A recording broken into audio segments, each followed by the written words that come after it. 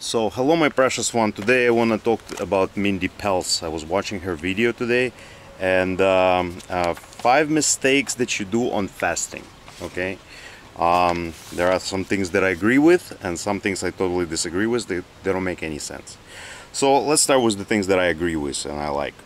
So nature's carbs. Thank you, Mindy. This is really awesome phrase. I've never heard of it, and I totally get it. Like, remove complex carbs out of your diet, but I call them complex carbs. I don't call them nature's carbs.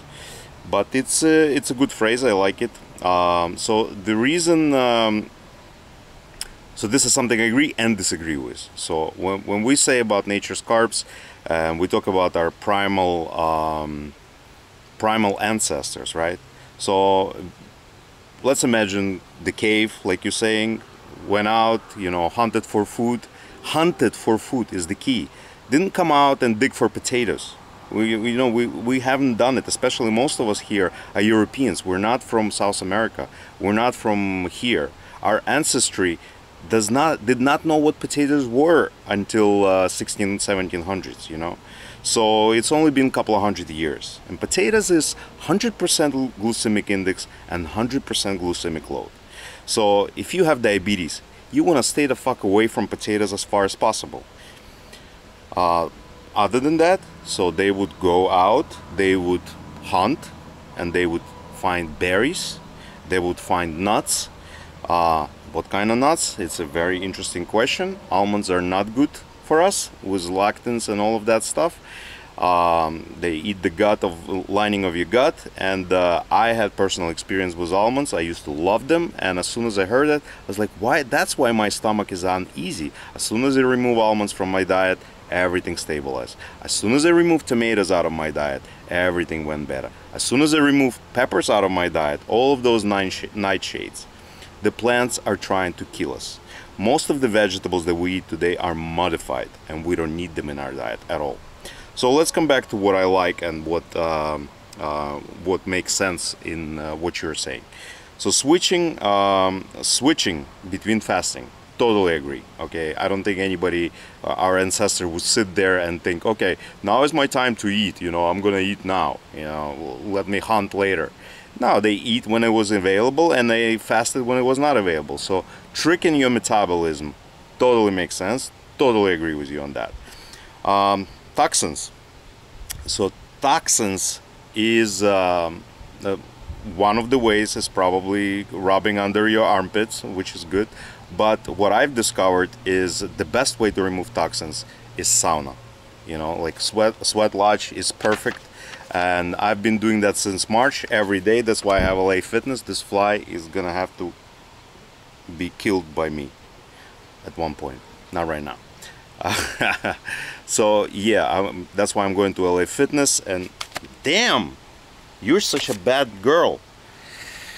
And LA Fitness is really good. They have most of their saunas are decent. So I highly recommend working out and going to LA Fitness for sauna and sweating every day. I've been doing this, like, I fast every week, once a week for 24 to 36 hours, which is another point I agree with. Sometimes I fast for 80 hours. And sauna works amazing. If you can do it every day, do it every day. Also cold showers every morning. Damn, this fly is annoying. I don't understand what it's doing. So let's get back to this. So potatoes and veggies are gotta go. Okay, I know potatoes and veggies are not good for you. I know how they make you feel. They put a lot of unnecessary dietary fiber in your diet. Just a bunch of toilet paper to plug up your gut. If you want to stay away from it, break your fast the way your ancestors did it. And the way they did it was with big piece of meat. Okay, I break my fast with big steak or big lamb steak or eggs, something like that. Sauerkraut, I agree with you. It's a great way to put some of the probiotics in your stomach. Or another thing you should do is raw kefir. Raw kefir is amazing. Milk, don't recommend it, even raw milk, especially if you want to lose weight. If you want to gain weight, that's another thing. Another thing nobody talks about is mixing. Okay, mixing complex carbs like potatoes, 100 glycemic load and 100% glycemic index. Mixing complex carbs is the worst thing that you can do for your body.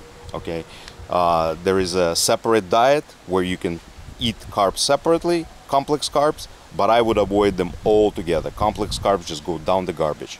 Replace your carbohydrates, and this is what another thing that I like about your videos is that you said ease into the fasting with the carbohydrate switch. So yeah, first thing that I would do, I would switch to simple carbohydrates, fruits for a week, and then after you switch to fruits for a week, then you go to fasting. Makes it much easier. But before fasting, day or two without any carbs, and then you fasting is super easy. And another thing nobody talks about is, not nobody, some people do talk about it, but you don't talk about it. But anyway, is drinking electrolyte water while you fast. When you drink electrolyte water while you fast, it makes it extremely easy to fast. I'm fasting right now. There is no problems. I was fasting for 70 to 80 hours with working at construction site, no problem whatsoever. So highly recommend salt, potassium, water when you fast. What else? Oils, essential. Totally agree. Oils, all these processed seed oils and seeds in general gotta go. Seeds are loaded with anti-nutrients. You have to get rid of all the seeds, which is all the carbs. Complex carbs is all the seeds. Potato is the seed. So when it comes to oils, it's very important to switch to avocado oil is fine. I totally agree. Coconut oil is fine, but you want to add animal fats. You want to add beef tallow, you want to add duck fat, and you want to add ghee. Those three oils are amazing. I'm not a big pork fan, being a Jew, and in general, I don't feel good vibrations about pork. Here's why. Pork cannot be undercooked. Pork cannot be eaten raw. Unlike all the ruminant animals. You can eat deer raw, no problem. You can eat beef raw, no problem. Goat, sheep, all of this, lamb, I mean, all of these things can be eaten raw. Not pork, not chicken. Okay, chicken is absolutely useless to begin with. There is very little nutrients in chicken, so I would stay away. Besides the eggs, it has no good purpose. Maybe soup is okay.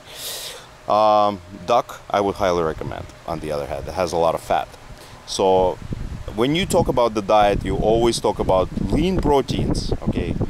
Do you imagine our ancestors just sit down and just like, okay, we're not gonna eat fat, we're just gonna eat this protein right here, we're just gonna eat this lean piece of meat?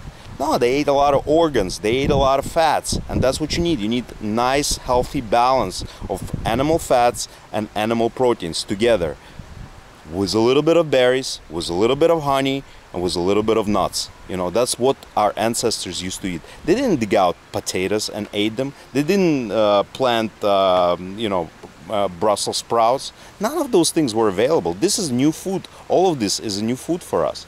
So in general, love what you do about fasting. Totally agree on most of the things, but some of the things don't make sense. When it comes to veggies, it's just like a plant-based diet makes zero sense to me when you look at it from the perspective of our ancestors.